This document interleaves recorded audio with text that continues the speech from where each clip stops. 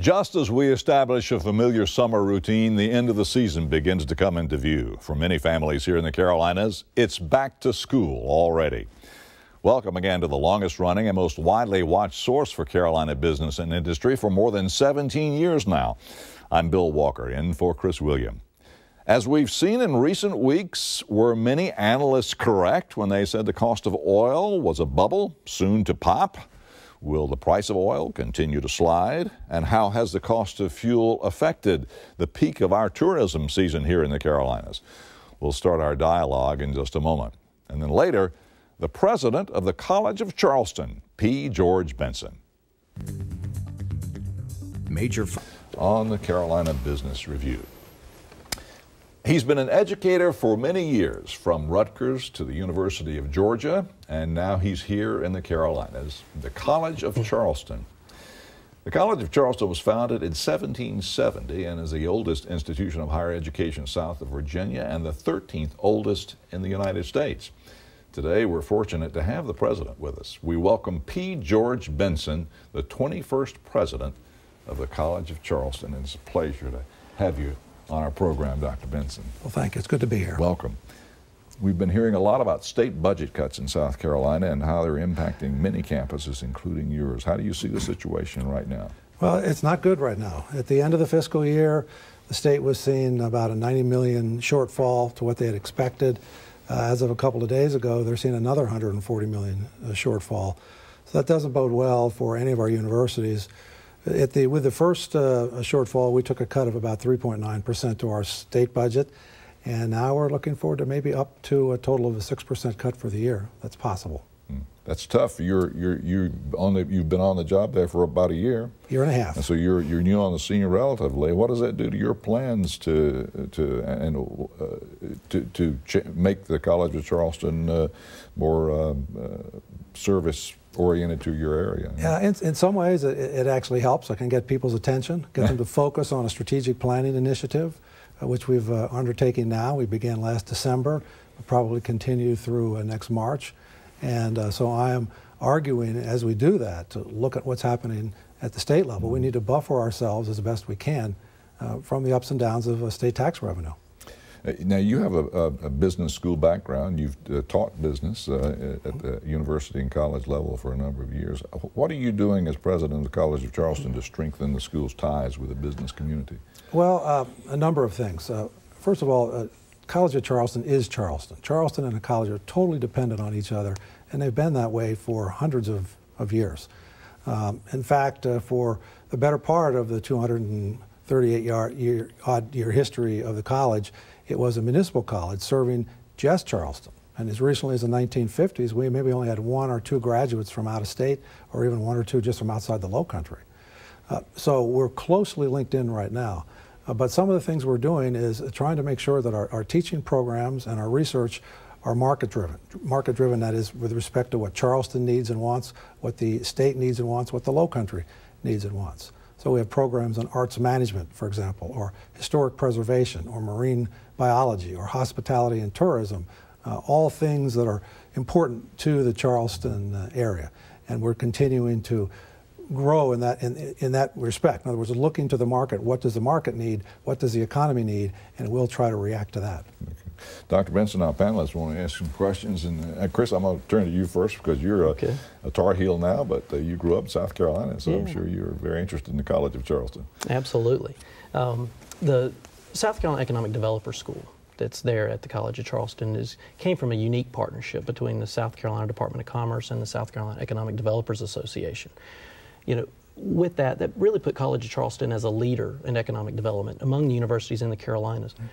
What do you see the role of universities moving forward in economic development for our states? Our universities, literally all of them, are economic engines, maybe some more than others. The college, for most of its history, has focused on the individual. And what I'm trying to stress now is let's also focus on society. Let's focus on the business community. Let's focus on the nonprofit community and help them as much as we can. We've done that to a certain extent at the College of Charleston over the years, but I think we can do much, much more. We need to come up with new ideas. We need to take leadership positions within the economy rather than simply reacting to what happens and talking about what happens. Get out in front on issues. I've tried to do that myself personally with respect to the Port of Charleston, speaking out in support of development of the port and trying to let people know how important it is to the state and to the region. One of the things we work real hard on in the tourism business is educating people about what a business it is. It's not just folks working at the pool or flipping burgers. You know, talk about your hospitality programs and the type of students you have, and you know how important that is to the College of Charleston. Well, as I said, we're trying to put into place programs that are relevant for the community, and hospitality and tourism is certainly one of it. You're taking courses in hotel management, in events management, in the financial aspects of running, whether it's a restaurant or a hotel, any other service kind of tourist business. That's a relatively new program, but that's one I expect. I'm expecting big things for. I think it will grow quite nicely in the years ahead. Another one, our arts management program, is a relatively unique program. There, you're going to be studying the structure of the arts community nationally. You're going to study how galleries are run. There are courses on music management. When I was at the University of Georgia, we started a music business program. I would like to expand this music management program we have into a much broader music business program. And so we're looking at opportunities like that. Dr. Benson, it's a presidential election year, and I'm wondering what you are hearing and what you would like to hear from the presidential candidates about strengthening higher education. Well, good question.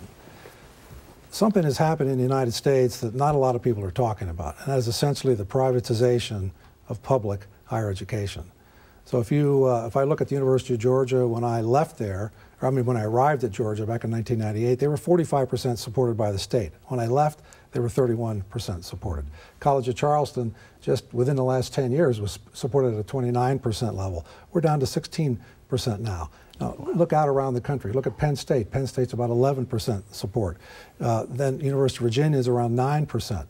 So we've got some interesting implications in all of this. So around. Excuse me, you're then depending on private donors for the balance of that. Tuition, right. Private donors, research grants, and so forth, and auxiliary services, like what students would pay to live in a dormitory or to eat in a cafeteria.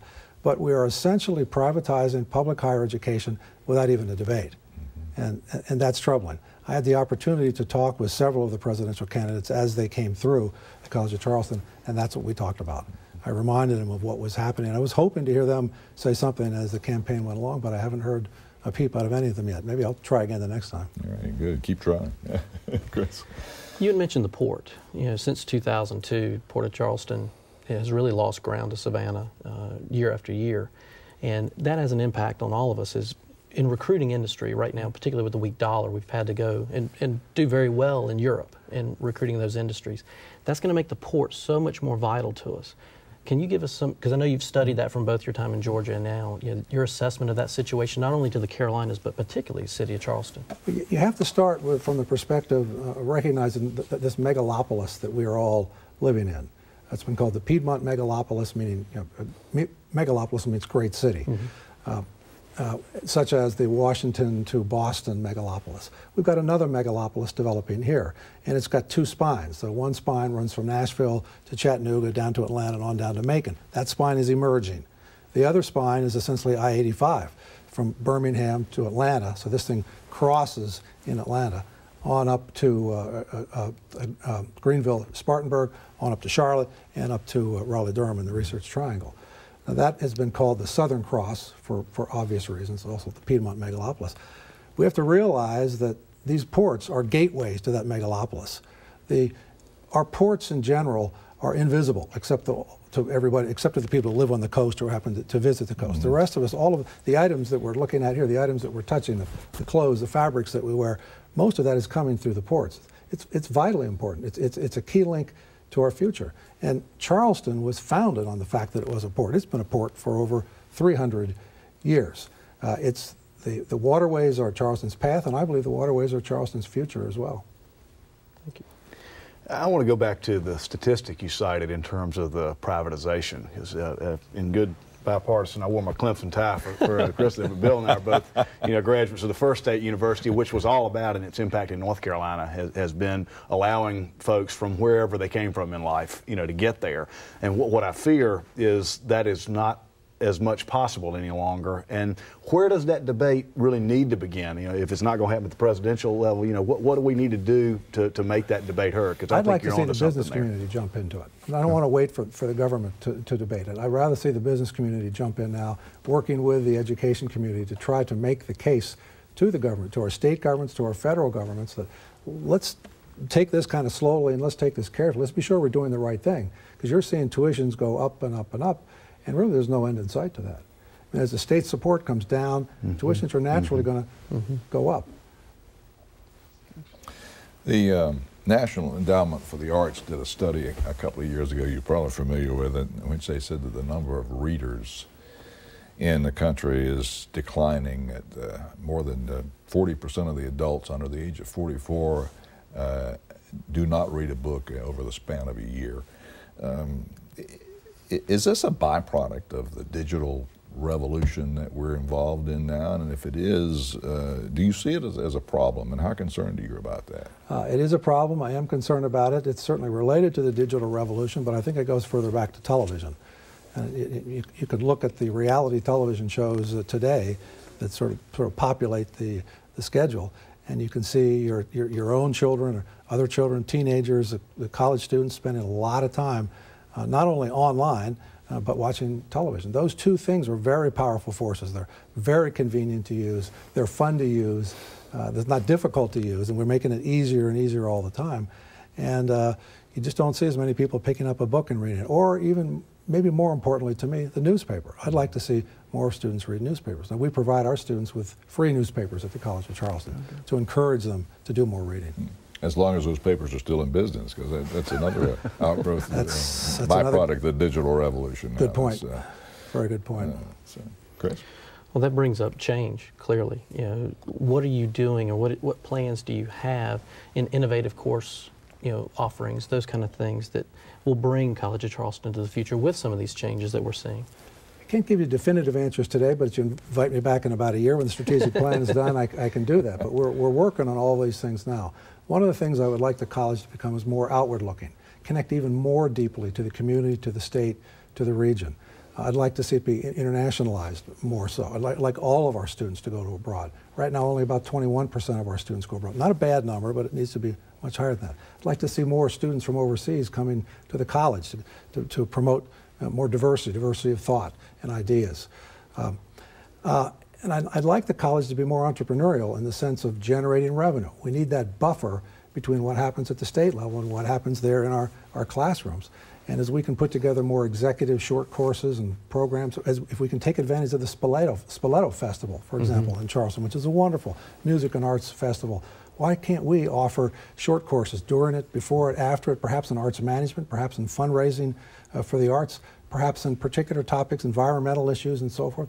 Why don't we build a conference center? We have a beautiful plantation that was donated to the college called Dixie Plantation. It's 17 miles outside of the city on the Stono River, right on the Intercoastal Waterway. Spectacular Oak Avenue. We've done nothing with it in the 13 or 14 years that the college has had it. There is an opportunity to do a conference center, begin to pull more people into Charleston, treat Charleston as a destination city. The college hasn't done that. So these are some of the things that we're doing. I'm also trying to incentivize. We'll do revenue sharing with departments. They put on programs that generate revenue. We'll share them with the departments. We've changed the way we pay faculty from essentially across the board with a little bit of merit to a full performance-based system to encourage them to do more and connect and get better at what they do. We have a spectacular faculty, and I want to use all of their ideas I possibly can. That's what I'm working on. Can we have just a short moment for a short question and answer? Sure. Yeah, you business background, been at the University of Georgia, now College of Charleston. Yes. Athletics in a university setting. Our own University of North Carolina at Charlotte's looking at football. Talk about your impressions on that now that you're in this post. Well, about the only sport we don't have is football. So they see a Georgia Bulldog coming over to College of Charleston. I get asked a lot about football. And I tell them, you know that Battery area of the peninsula, the beautiful part down at the end? I said, that's a nice spot for a stadium. I'm going to have to interrupt you on that, but you have a date in a year now, and come back and report to us again on College of Charleston. Thank you. I'd love to do that. Thanks so much. And we'll see you next week. Major funding for Carolina Business Review provided by